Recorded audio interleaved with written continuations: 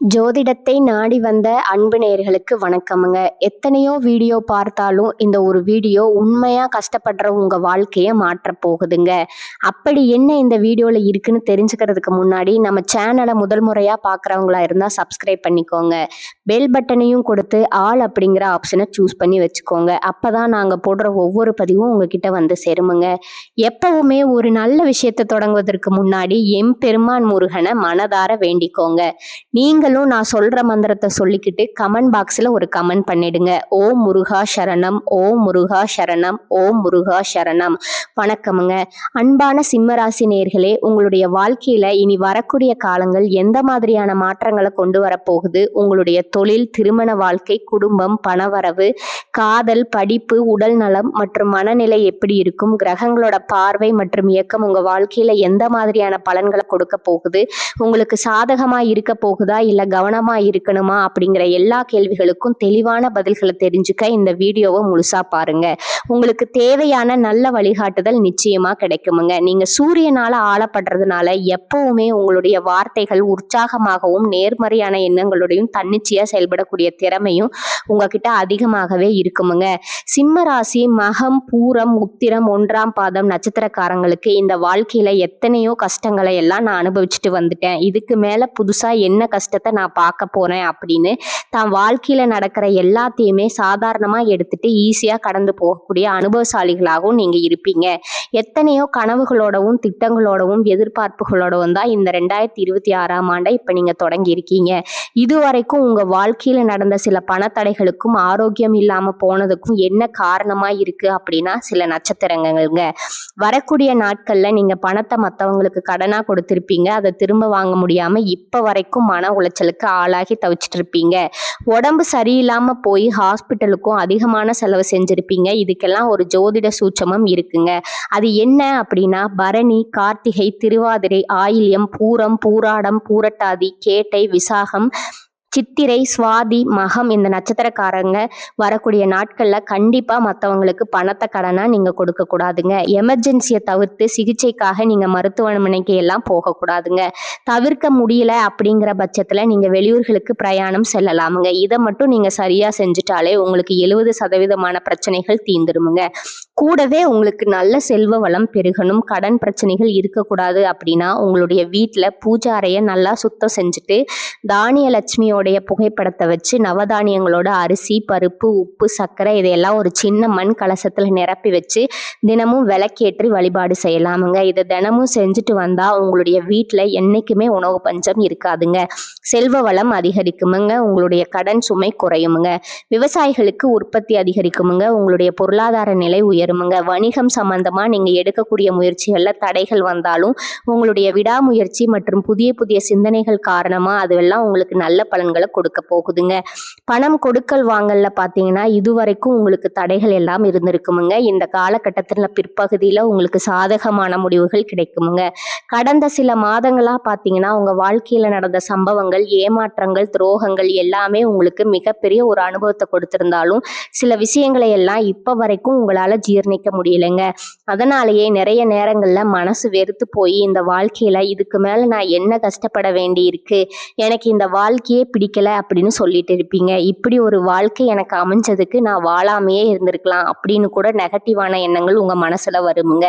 இதுக்கெல்லாம் என்ன காரணம் அப்படின்னு பாத்தீங்கன்னா நீங்க நினைக்கிறது ஒன்றும் நடக்கிறது ஒண்ணுமா இருந்திருக்குமுங்க. நீங்க செய்யக்கூடிய ஒவ்வொரு நல்ல விஷயத்த கெடுக்கிறதுக்கும் உங்க முன்னேற்றத்தை தடுக்கிறதுக்கும் உங்களை அவமானப்படுத்துவதற்கும் இங்க நிறைய நபர்கள் எல்லாம் முயற்சி பண்ணிட்டு இருக்காங்கங்க. ஆனாலும் அவர்களுடைய சதிகளையும் சூழ்ச்சிகளை எல்லாம் தாண்டி இப்ப வரைக்கும் நீங்க ஓரளவுக்கு நல்லா இருக்கீங்க அப்படின்னா உங்ககிட்ட இருக்கக்கூடிய நல்ல எண்ணங்களும் கடவுள் பக்தியும் இது வரைக்கும் நீங்க செஞ்ச நல்ல விஷயங்களும் தான் உங்களை காப்பாத்திட்டு இருக்குங்க. இதுக்கு முன்னாடி நல்ல உறவுகளாகவும் நண்பர்களாகவும் இருந்தவங்களே உங்களுக்கு சில துரோகங்களை எல்லாம் செஞ்சு உங்க வாழ்க்கையை கெடுக்கணும் அப்படின்னு நினைக்கும் போது யார் நல்லவங்க யார் கெட்டவங்க அப்படின்னு தெரியாம எல்லோரையும் சந்தேகப்படுற மாதிரியான ஒரு சூழ்நிலை இருந்திருக்குமுங்க. உங்க வாழ்க்கையில நடந்த சில சம்பவங்களுக்கு அப்புறம்தான் சில நபர்கள் எந்த அளவுக்கு பொறாமையோடவும் வன்மத்தோடவும் இருக்கிறாங்க அப்படிங்கிறத ஓரளவுக்கு நீங்க புரிஞ்சிருப்பீங்க. இது எல்லாமே தெரிஞ்சுமே கூட நீங்க என்னவோ பண்ணுங்க, உங்க அளவுக்கு எனக்கு சூதுவாது தெரியல, இந்த மாதிரி தெரிஞ்சு தெரிஞ்சே மனசாட்சிக்கு விரோதமா தப்பு செய்றவங்களுக்கு அந்த கடவுள் நிச்சயமா தண்டனையை கொடுப்பாரு அப்படின்னு கடவுள்கிட்ட உங்களுடைய வேண்டுதலை எல்லாம் வச்சுட்டு அமைதியா கடந்து போயிட்டு இருக்கீங்க. உங்க மனசுக்குள்ள எத்தனை ஆதங்கம் இருந்தாலும் இப்ப இருக்கக்கூடிய சூழ்நிலையில தான் உண்டு தான் வேலை உண்டு அப்படின்னு நீங்க போயிட்டு இருக்கீங்க. மத்தவங்க மாதிரி இல்லாம கஷ்டத்தையும் கண்ணீரையும் மறைச்சிட்டு வெளியே சந்தோஷமா இருக்கிற மாதிரி நடிச்சிட்டு இருக்கீங்க.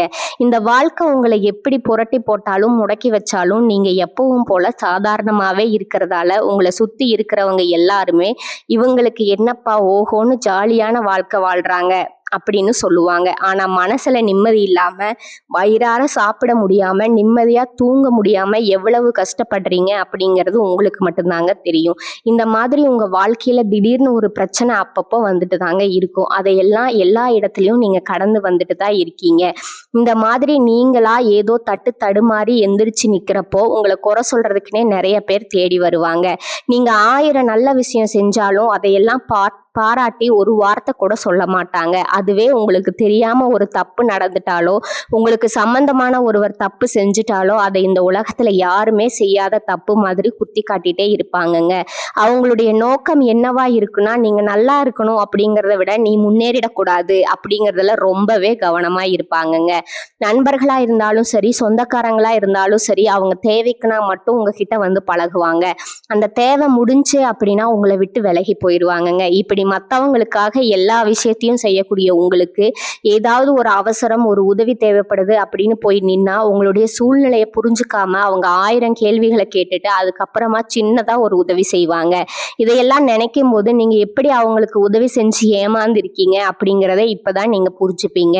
இந்த வாழ்க்கையில எப்படியாவது முன்னேறணும் அப்படிங்கிறதுக்காக தினம் தினம் கஷ்டப்பட்டு உழைக்கிறவங்க உங்களுடைய மனசாட்சிக்கு தெரிஞ்சு நீங்க யாருக்கும் எந்த கெடுதலையும் கஷ்டத்தையும் துன்பத்தையும் கொடுத்ததில்லைங்க.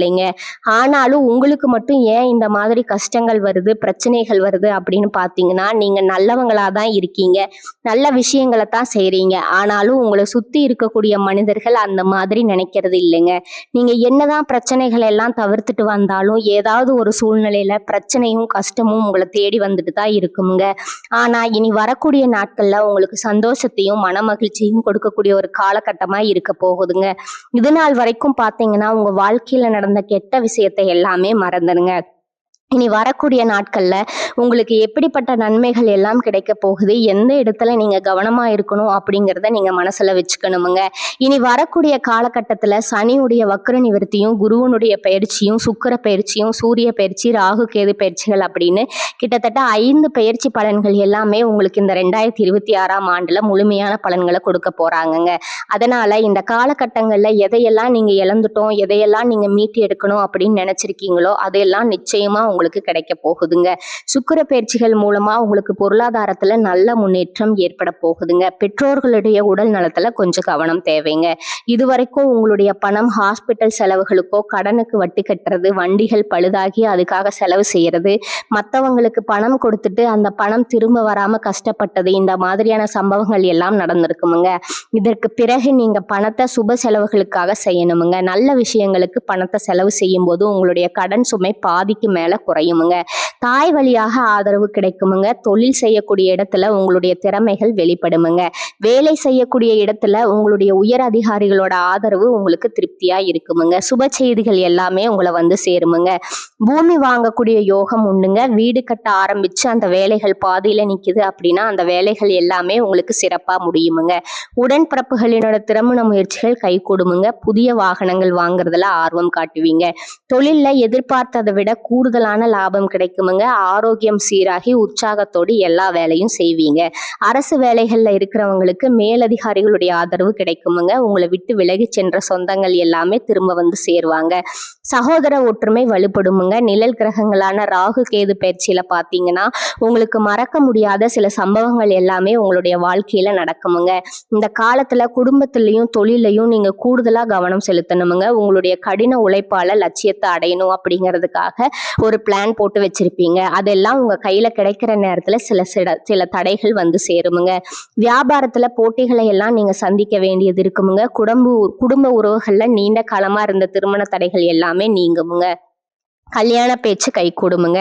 சின்ன வயசுலயே கணவன் மனைவி பிரிஞ்சிருக்காங்க அப்படின்னா விவாகரத்து பெற்றதுக்கு அப்புறம் அவங்களுக்கு 2வது திருமணம் கைகூடக்கூடிய வாய்ப்புகளும் இருக்குதுங்க.